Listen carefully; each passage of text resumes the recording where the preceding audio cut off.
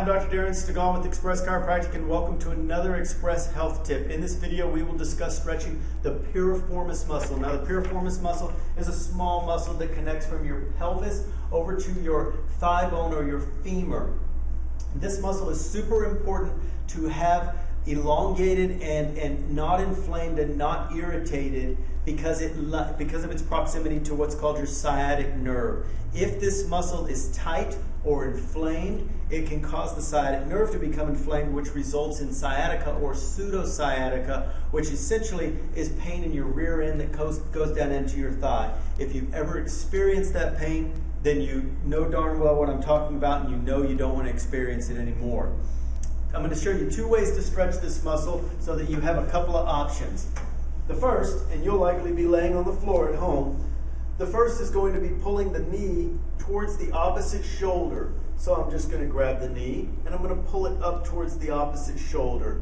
You may have to vary the direction you pull the knee slightly so that you get a maximal pull. So if I pull mine a little more towards this elbow, I get more pull than when I pull it up towards my shoulder. To show you from the other direction, the knee comes up, and now I'm pulling it towards the opposite shoulder, opposite elbow area, whichever one gives me more pull. You're going to hold that 20 seconds, 3 times on each side. The next one, you will bend one leg, put it flat on the floor, cross the other leg over in a figure 4 type position. This is actually going to stretch my right side.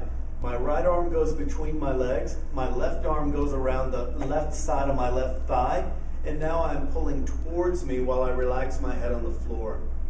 I'm feeling this pull right here in the piriformis muscle, or what in effect will be the back of my right hip.